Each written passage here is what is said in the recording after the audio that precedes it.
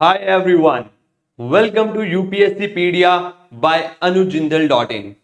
So finally we are here with a 6 month strategy for UPSC Commerce Optional.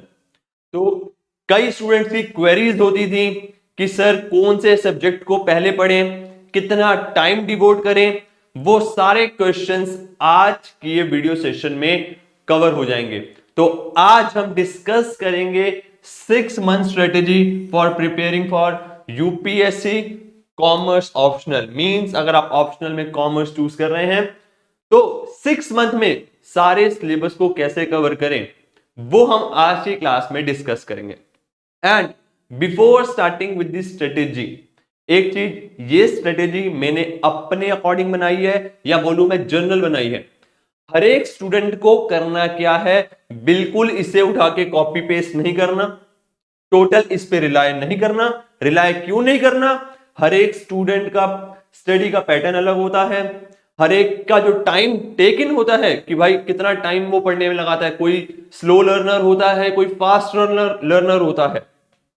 तो उस according आपको एक अपनी स्ट्रेटेजी फॉर्म करनी है।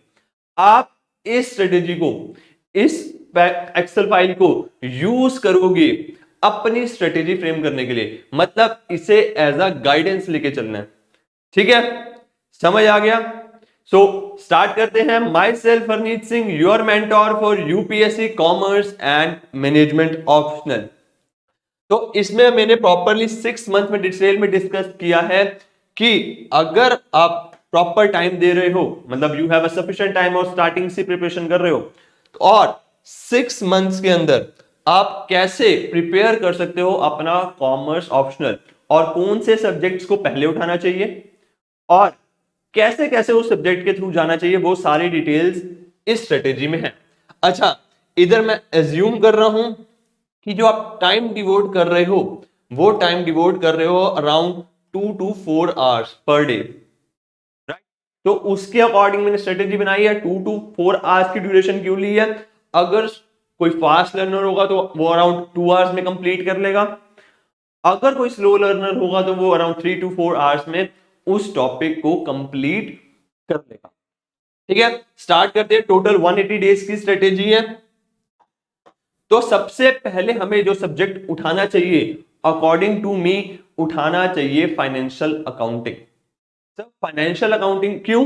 दो रीजंस। एक तो फाइनेंशियल अकाउंटिंग इजी सब्जेक्ट है। इजी सब्जेक्ट कैसे है? हमने 11th में जो पढ़ा था अकाउंटिंग फॉर शेयर कैपिटल, वो भी इधर आता है। फिर जो हम ग्रेजुएशन या मास्टर्स में पढ़ के आए हैं वो टॉपिक्स भी इजीली मिलते हैं। मतलब जो 11th से पढ़ते आ रहे हैं वो टॉपिक्स पूछे जाते हैं हमारी फाइनेंशियल अकाउंटिंग में और पेपर में आते हैं क्वेश्चंस। तो इजी सब्जेक्ट है तो कॉन्फिडेंस बढ़ेगा और जल्दी से जल्दी हमारा ये टॉपिक या सब्जेक्ट कवर होगा। तो बेसिकली जिसको बता दूं, जो फर्स्ट टाइम पे बिल्कुल ही फर्स्ट टाइम वीडियो देख रहे हैं और सोच रहे हैं कि कॉमर्स ऑप्शनल में ऑप्ट करने की, तो उनको बता दूं देयर आर टोटल 10 सब्जेक्ट्स जिसमें हमारे 2 पेपर्स होते हैं, पेपर 1 एंड पेपर 2। पेपर 1 के अंदर हमारे पास कितने सब्जेक्ट्स हैं? 6 सब्जेक्ट्स, और पेपर 2 के अंदर 4 सब्जेक्ट्स। तो पेपर 1 का जो हमारा सब्जेक्ट है फाइनेंशियल अकाउंटिंग। ठीक, अब फाइनेंशियल अकाउंटिंग में सबसे पहले हमें ध्यान रखना है कि सबसे पहला दिन हर एक सब्जेक्ट में, हर एक टॉपिक में मैंने जो फर्स्ट डे दिया है वो दिया है अंडरस्टैंडिंग सिलेबस को। मतलब जब भी आप कोई सब्जेक्ट उठाओगे, मेरा इधर सब्जेक्ट का मतलब कॉमर्स के अंदर जो अलग अलग 10 सब्जेक्ट्स हैं उससे है। तो ठीक है, इस बात का ध्यान रखना। मैं सब्जेक्ट बोल रहा हूं, इट मींस जो कॉमर्स के अंदर अलग अलग 10 सब्जेक्ट्स हैं, जो सब्जेक्ट हो गया या टॉपिक हो गया वो हो गया फाइनेंशियल अकाउंटिंग। तो सबसे पहला डे आपको उसके सिलेबस को अंडरस्टैंड करना है। और किसी भी सब्जेक्ट को, किसी भी टॉपिक को स्टार्ट करने से पहले सबसे पहला टास्क क्या है? सिलेबस को अंडरस्टैंड करना, राइट? अब ये नहीं करना सिर्फ कि पूरा दिन हमने वेस्ट कर दिया, एक सिलेबस उठाया, उसके 4 टॉपिक्स, मतलब ये टॉपिक्स जो लिखे हुए हैं उसके पढ़ते छोड़ दिया, ये नहीं करना। अंडरस्टैंडिंग सिलेबस में हमें क्या करना है, ध्यान से देखो। तो अंडरस्टैंडिंग सिलेबस में हमें क्या करना है कि हमें टारगेट्स बनाने हैं कि अगर लेट सपोज, मतलब जो हम सिलेबस अंडरस्टैंड करेंगे, जो फर्स्ट डे देंगे, उसको हम as a road map use करेंगे कि इस टॉपिक को हम प्रॉपरली कैसे कवर करने वाले हैं। उसमें हमें करना क्या है, जो अपने स्मॉल गोल्स या टारगेट्स बनाने हैं कि पर डे में ऐसा कवर करूंगा, और फिर साथ साथ सारे सब टॉपिक्स को एनालाइज करना है कि कौन कौन से सब टॉपिक्स सिलेबस के अंदर हैं। क्योंकि यूपीएससी में होता क्या है, टॉपिक्स के अंदर के सब टॉपिक्स भी बहुत सारे दे रखे होते हैं, तो हमें पूरी बुक उठा के नहीं पढ़नी है, क्योंकि अगर बुक उठा के पढ़ेंगे तो उसमें कई सारे ऐसे टॉपिक्स हैं जो सिलेबस का पार्ट ही नहीं है। तो हमें ध्यान रखना है कि कौन कौन से सब टॉपिक्स सिलेबस का पार्ट है। फिर हमें प्रीवियस क्वेश्चन ईयर क्वेश्चंस उठाने हैं। प्रीवियस ईयर क्वेश्चंस उठा के हमें एनालिसिस करना है कि किस टाइप के क्वेश्चंस पूछे जा रहे हैं इस टॉपिक में से, सो दैट जब हम प्रिपरेशन करें तो उतनी ही डेप्थ में हम उस सब्जेक्ट को स्टडी करें। ठीक है, क्योंकि कई टॉपिक्स ऐसे होते हैं जिनमें बहुत अच्छे डेप्थ से क्वेश्चन पूछे जाते हैं, और कई टॉपिक्स ऐसे होते हैं जिसमें से बहुत इजी और सिंप्लीफाइड क्वेश्चन पूछे जाते हैं। ठीक, तो प्रीवियस ईयर क्वेश्चन से हमें एनालिसिस करना है अंडरस्टैंडिंग डे वाले सिलेबस वाले दिन कि हाँ भाई ये क्वेश्चंस पूछे जा रहे हैं, अच्छा इस लेवल की डेप्थ आ रही है क्वेश्चन की, इतनी वेटेज है इस टॉपिक की, ताकि हम उतनी ही इंपॉर्टेंस दें उसको अपनी पढ़ाई के टाइम। ठीक, फिर क्या कर सकते हैं हम, फिर जो YouTube वीडियोस हैं वो देख सकते हैं कि टॉपर्स की जो स्ट्रेटेजीज हैं कि उन्होंने फाइनेंशियल अकाउंटिंग कैसे कवर किया, या फिर हम ब्लॉग्स दे सकते हैं कि कौन कौन से हमारे पास रिसोर्सेज अवेलेबल हैं। फिर हम ट्रेंड देखेंगे कि किस टाइप के क्वेश्चंस पूछे जा रहे हैं, ट्रेंड एनालिसिस करेंगे कि हाँ भाई फाइनेंशियल अकाउंटिंग से किस टाइप के क्वेश्चंस पूछे जा रहे हैं, क्या न्यूमेरिकल पूछे जा रहे हैं या प्रैक्टिकल पूछे जा रहे हैं, कितने मार्क्स के वो आ रहे हैं। और साथ साथ जो भी डाटा कलेक्ट करना है, जो भी बुक्स कलेक्ट करनी है, जो भी नोट्स कलेक्ट करने हैं, वो हम कर लेंगे हम अपना फर्स्ट डे को, मतलब जिस दिन भी वो टॉपिक स्टार्ट हो रहा होगा उसके फर्स्ट डे ही हम बुक्स अपने सोर्सेज को डिसाइड कर लेंगे। ये ना हमने 2 चैप्टर पढ़ लिए फिर हम दूसरी बुक ढूंढने बैठ रहे हैं, तो उसी दिन डिसाइड कर लेंगे हाँ भाई इस बुक को मैं रेफर करूंगा, ये मेरी मेन बुक है, और अगर मेरे को कोई एडिशनल बुक चाहिए होगी तो मैं इसका यूज करूंगा और उन नोट्स का यूज करूंगा, इनकी इस पर्सन की वीडियोस देखूंगा अगर आप वीडियोस देख रहे हो तो ये हमें फर्स्ट डे करना है जब भी हमारा कोई न्यू टॉपिक स्टार्ट होगा। राइट, याद रखना अंडरस्टैंडिंग सिलेबस का मतलब सिर्फ ये नहीं कि सिलेबस देख के बैठ जाएं, वो उस दिन फर्स्ट डे हमें पूरा रोड मैप बना देना है कि उस टॉपिक को कैसे कवर करना है, कितना कवर करना है, कितने डेप्थ में पढ़ना है, कहां से पढ़ना है, ये सारी चीजें ही हमें फर्स्ट डे जो भी टॉपिक स्टार्ट होगा उसके फर्स्ट डे ही डिसाइड कर लेनी है। अब जब फर्स्ट डे हम ये टास्क कर लेंगे, नोट्स कलेक्ट कर लेंगे, बुक्स कलेक्ट कर लेंगे, अब हमारे लिए बहुत इजी हो जाएगा उस टॉपिक्स के सब टॉपिक्स को कवर करना। ठीक है, वापसी आते हैं अपने स्ट्रेटेजी की ओर। तो सबसे पहले मैंने फाइनेंशियल अकाउंटिंग उठाया क्योंकि इजी पेपर था और हमने बहुत कुछ जाना हुआ है, तो हमें ज्यादा पढ़ने की जरूरत पड़ती नहीं और जल्दी कवर हो जाता है। तो अराउंड 16 डेज है हमारे पास फाइनेंशियल अकाउंटिंग को कवर करने के लिए। तो फर्स्ट डे दिया आपने सिलेबस को अंडरस्टैंड करने के लिए। फिर सबसे पहले हम क्या कर सकते हैं, एक दिन दे सकते हैं accounting for share capital transaction को। सबसे पहले वाला टॉपिक क्यों नहीं उठाया, क्योंकि सिलेबस में उल्टा सीधा है, वो ध्यान रखना। अब सबसे पहले ये उठाया क्योंकि हम ऑलरेडी 11th क्लास में पढ़ते आए हैं और जब हमने पढ़ते हैं तो हर बार जब भी अकाउंट करते हैं तो हमने अकाउंटिंग में जनरल तो पास करी ही होती है, तो ये टॉपिक हमें इजीली आता होता है। फिर हम कर सकते हैं बोनस राइट, फिर ईसोप एंड बायबैक, फिर preparation and presentation of final account. इसको मैंने 2 दिन दिए हैं क्योंकि इससे रिलेटेड प्रैक्टिकल क्वेश्चंस आते हैं, तो आपको प्रैक्टिकल क्वेश्चंस प्रैक्टिस करने हैं। फिर अमेलगमेशन, एब्जॉर्प्शन, इंटरनल रिकंस्ट्रक्शन को 3 डेज, अकाउंटिंग स्टैंडर्ड को 3 डेज। अकाउंटिंग स्टैंडर्ड्स बहुत सारे हैं बट हमें ध्यान रखना है जब हम एनालिसिस करेंगे हम फाइंड आउट क्या करेंगे कि अकाउंटिंग स्टैंडर्ड से हमेशा सिर्फ 10 मार्क्स का क्वेश्चन आता है, मैक्सिमम टाइम सिर्फ 10 मार्क्स का क्वेश्चन आता है, लेकिन बहुत सारे हैं, हमें इस 10 मार्क्स की भी इंपॉर्टेंस है और कंपलसरी होता है बहुत बार, कभी कभार तो इसीलिए इसको मैंने 3 डेज दिए हैं। लास्ट में accounting as a financial information, मतलब जो भी हमारा थ्योरी बच गया या बेसिक या इंट्रोडक्शन बच गया वो मैंने लास्ट दिन दिया है फाइनेंशियल अकाउंटिंग के। फिर हम क्या कर सकते हैं, फिर हमें 3 दिन स्पेंड करने हैं कॉम्प्रिहेंसिव क्वेश्चन प्रैक्टिस करने में एंड आंसर राइटिंग करने में। राइट, कॉम्प्रिहेंसिव क्वेश्चन प्रैक्टिस करनी है और आंसर राइटिंग प्रैक्टिस करनी है। हम प्रीवियस ईयर क्वेश्चन उठा सकते हैं, कोई भी बुक रेफर कर सकते हैं, किसी भी वेबसाइट को, या मतलब किसी भी यूपीएससी का वो मटेरियल को यूज करके हमें आंसर राइटिंग प्रैक्टिस करनी है और कॉम्प्रिहेंसिव क्वेश्चन प्रैक्टिस करने हैं। ठीक, समझ आ गई? तो फर्स्ट वाले को हम अच्छे से समझ लेते हैं, बाकी सब्जेक्ट को आपको समझना बिल्कुल सेम लाइन पे रहेगा। राइट, सबसे पहले क्या करना है, सिलेबस को अंडरस्टैंड करना है, जिसमें हमें सबको ये पॉइंट्स कवर करने हैं कि भाई हमने टारगेट्स बना लिए, सब टॉपिक्स देख लिए, प्रीवियस ईयर क्वेश्चन देख लिए, टॉपर्स की वीडियोस देख ली, ब्लॉग्स देख लिए, ट्रेंड देख लिया कि भाई किस टाइप के क्वेश्चंस आ रहे हैं, फिर बुक्स और नोट्स को कलेक्ट कर लिया। ये फर्स्ट डे काम करना ही करना है हर एक सब्जेक्ट में। ठीक, समझ आ गया? फिर आता है हमारे पास कि भाई फिर उन टॉपिक्स को कवर करना है और लास्ट में 2 to 3 डेज हमें उसे देने हैं आंसर राइटिंग को। और अगर प्रैक्टिकल सब्जेक्ट है तो कॉम्प्रिहेंसिव क्वेश्चन उठाने। अब आंसर राइटिंग के लिए हम हर बार जब भी मेंस आता है तो उससे पहले चैप्टर वाइज, मतलब सब्जेक्ट वाइज, टॉपिक वाइज भी आंसर राइटिंग कर सकते हैं।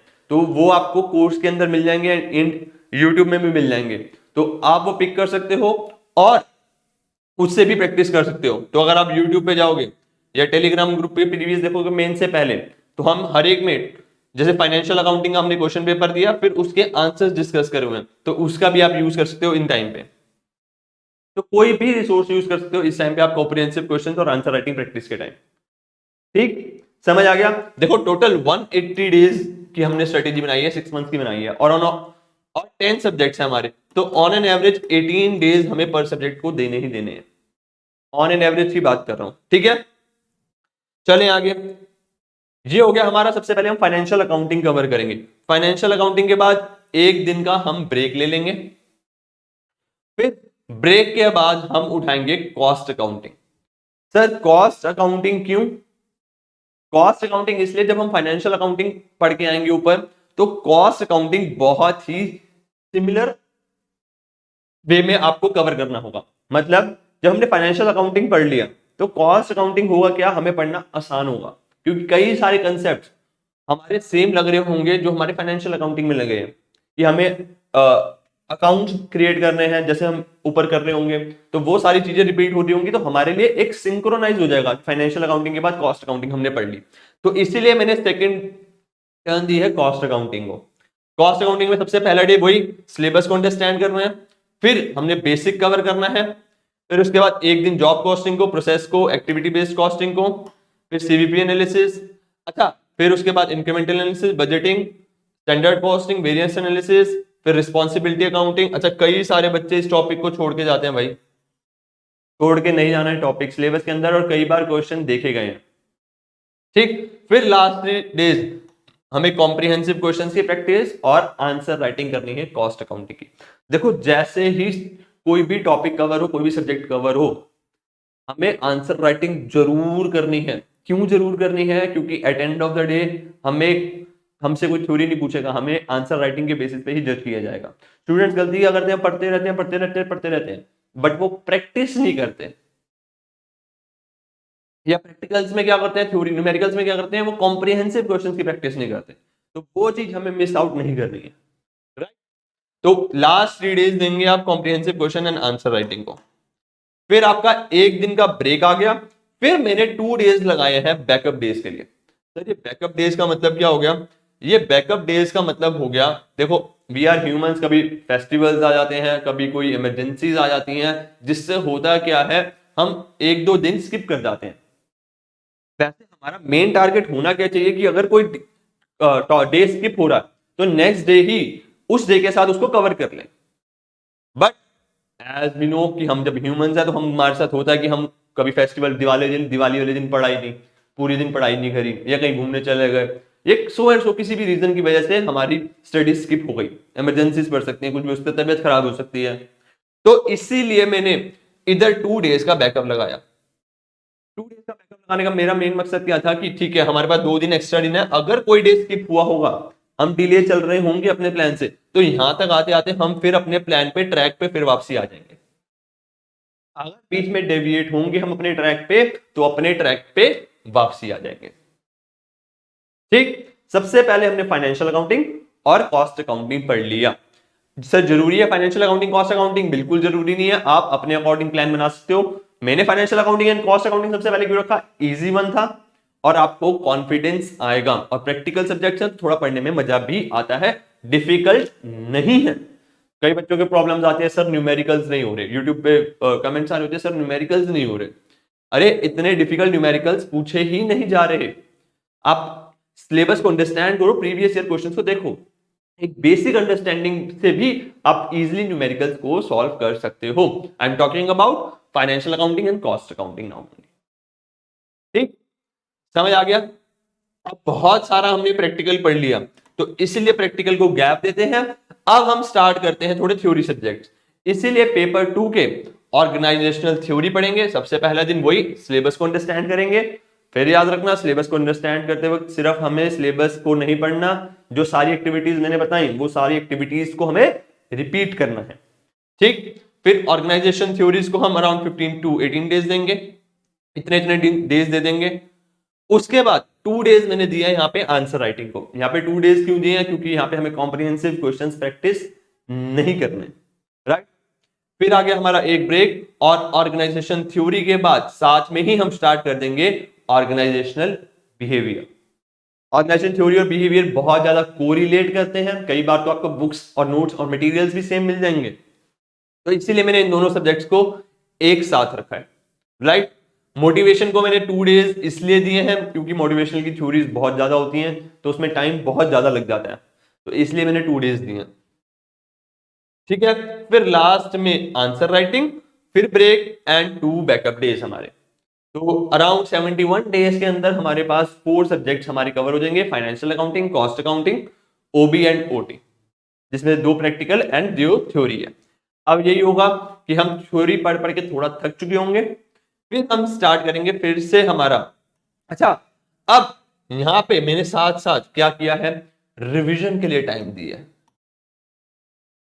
क्योंकि हम गलती क्या करेंगे, स्टूडेंट्स गलती क्या करते हैं कि भाई सब पढ़े गए और रिवाइज किया ही नहीं, तो इसीलिए बीच बीच में हमें रिवीजन भी करनी है। तो जो सबसे पहले पढ़ा था हमने फाइनेंशियल अकाउंटिंग एंड उसके बाद कॉस्ट अकाउंटिंग, एक दिन हमने फाइनेंशियल अकाउंटिंग की रिवीजन कर ली।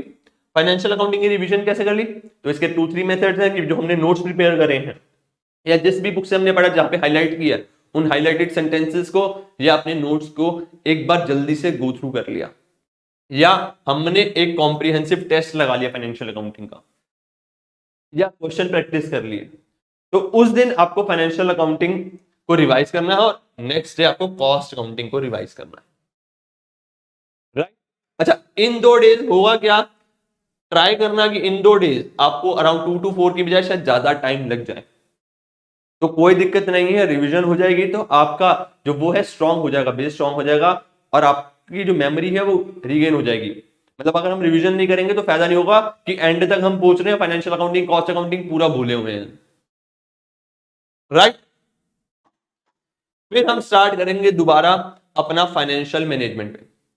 अब दोबारा मैंने एक प्रैक्टिकल और थ्योरी मिक्स सब्जेक्ट है हमारा, इसमें प्रैक्टिकल भी कुछ चैप्टर्स प्रैक्टिकल के, कुछ सब टॉपिक्स प्रैक्टिकल के हैं, कुछ सब टॉपिक्स थ्योरी के हैं। Financial management most important subject है मेरे अकॉर्डिंग, बहुत ज्यादा वेटेज रखता है।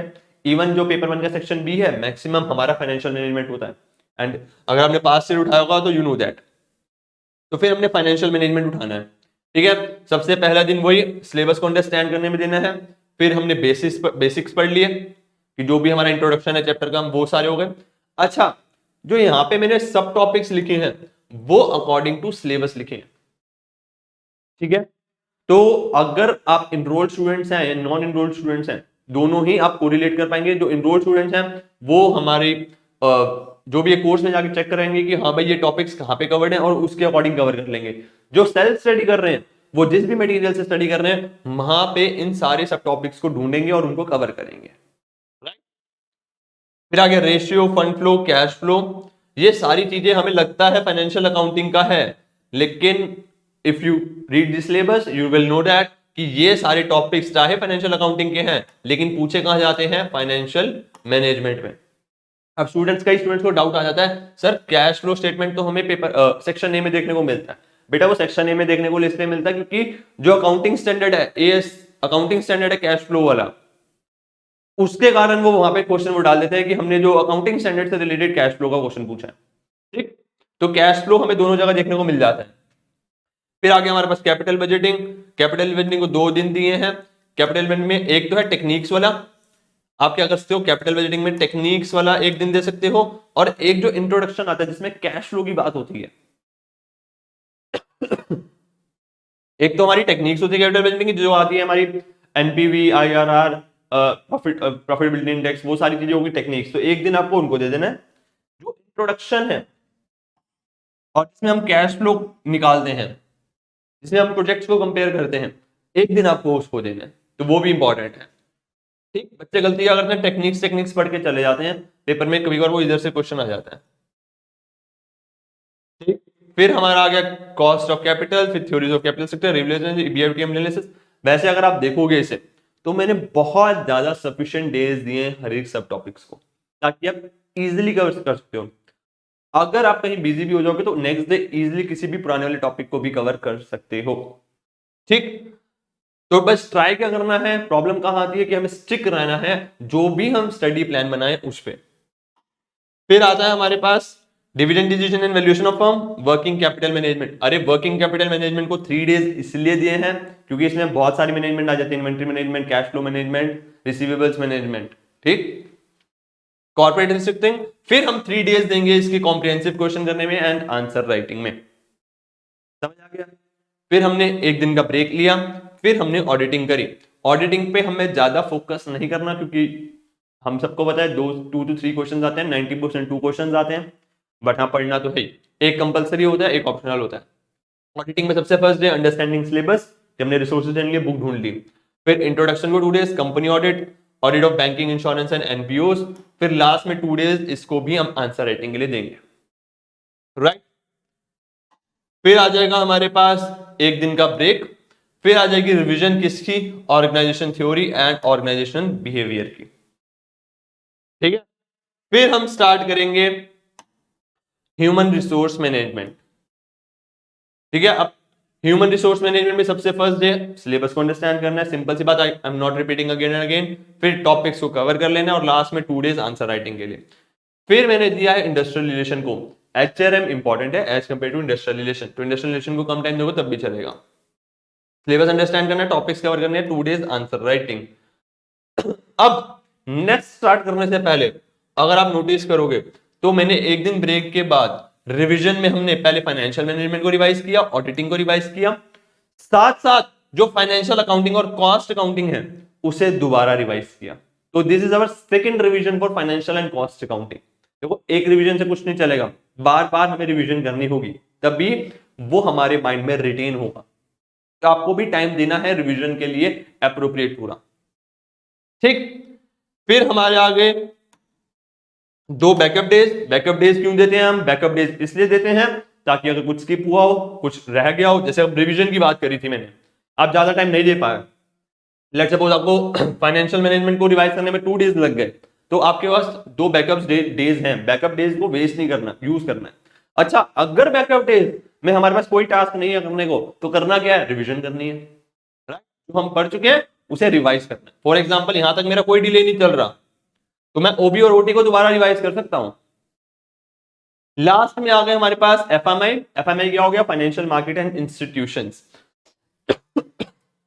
सिलेबस बिल्कुल सेम, सिलेबस को अंडरस्टैंड करना और लास्ट में आंसर राइटिंग करनी है। 1 दिन का ब्रेक और लास्ट में आ गया इनकम टैक्स। इनकम टैक्स में सिलेबस को अंडरस्टैंड करना है, बेसिक। अच्छा, बच्चे गलतियां करते हैं, बेसिक्स को नहीं पढ़ते, क्यों पता नहीं क्यों नहीं पढ़ते, लेकिन क्वेश्चन आते हैं बेसिक से भी, तो उसको भी अच्छे से आपको कवर करके जाना है। Income from salary, house property सारे कवर करने हैं। और लास्ट में 3 डेज मैंने दिए हैं इसके comprehensive question and answer writing को, 3 डेज। अच्छा, लास्ट में इनकम टैक्स रखने का रीजन है, रीजन क्या है, अमेंडमेंट्स आती रहती हैं, चेंजेस आते रहते हैं, तो वो आप एंड में करेंगे तो ये होगा कि आपके पास सारे अमेंडमेंट्स एक साथ हो रखे होंगे। ठीक, अगर कोई चेंज हुआ होगा, वैसे ज्यादा चेंजेस तो बहुत रेयर ही आते हैं, बट अगर बाय चांस भी अगर कोई चेंज हुआ होगा तो आपके पास रिसेंट न्यूज होगी। सिमिलरली फाइनेंशियल मार्केट इंस्टीट्यूशंस में क्या होता है, वो जनरली करंट अफेयर से रिलेट करने की कोशिश करते हैं, तो आपको जो रिसेंट होगा वो आपके माइंड में रहेगा। तो आप फाइनेंशियल मार्केट एंड इंस्टीट्यूशंस पढ़ रहे होंगे तो आपको याद रहेगा, अच्छा ठीक है न्यूज़पेपर में ये चल रहा है तो ये टॉपिक मेरे को कवर करना है सिलेबस के अकॉर्डिंग, या इस एग्जांपल को मैं यूज कर सकता हूं एफएमआई के अंदर। ठीक, इनके कॉम्प्रिहेंसिव क्वेश्चंस कर लेने। अच्छा, इसमें बस एक और चीज ध्यान रखनी है, जो इंडिविजुअल्स के हैं सिर्फ वो ही टॉपिक्स कवर करने हैं। फिर हमने दिया है एक दिन का ब्रेक, फिर रिवीजन, 4 टाइम्स रिवीजन है कि भाई ह्यूमन रिसोर्स मैनेजमेंट की रिवीजन कर ली हमने, इंडस्ट्रियल रिलेशन की कर ली, फिर ओबी एंड ओटी की, मतलब ये इसकी हमारी सेकंड रिवीजन हो गई। ठीक, फिर हमने एक दिन का ब्रेक लिया और फुल रिवीजन करी, और नेक्स्ट डे हमने एक फुल लेंथ मॉक टेस्ट लगा लिया, और लास्ट डे हमें मॉक टेस्ट का एनालिसिस किया। एनालिसिस करना बहुत जरूरी है ताकि क्या हमारा स्किप रह रहा है क्या नहीं रह रहा। फुल मॉक टेस्ट लगाना भी बहुत जरूरी है, क्योंकि आपको एक साथ बैठ के पेपर देने की प्रैक्टिस नहीं होगी तो वहां पे थक जाओगे, आंसर राइटिंग आपसे बिल्कुल भी नहीं होगी। बच्चे गलती क्या करते हैं, वो न्यूमेरिकल जो प्रैक्टिकल सब्जेक्ट्स है, financial accounting, cost accounting, income tax, इसकी थ्योरी की प्रैक्टिस बिल्कुल नहीं करते, बट मैक्सिमम केसेस में इनकी थ्योरी ही देखी गई है। ठीक, इस स्ट्रेटेजी को बिल्कुल कॉपी पेस्ट नहीं करना, आपको अपने अकॉर्डिंग इसे मोल्ड करना है, अपनी स्टडी प्लान के अकॉर्डिंग, जैसा आपको ठीक लगे वैसा एक स्टडी प्लान बनाना है। इसकी आप गाइडेंस ले सकते हैं। हाँ, अगर आपको अप्रोप्रिएट लग रहा है तो इसका लिंक मैं डिस्क्रिप्शन बॉक्स में मेंशन करा दूंगा, वहां से आप इसे डाउनलोड कर सकते हैं। ठीक है, समझ आ गया? तो दैट्स ऑल फॉर टुडे। अगर वीडियो अच्छी लगी हो तो लाइक बटन पे हिट कर देना, लाइक कर देना। Bye bye, take care, see you soon.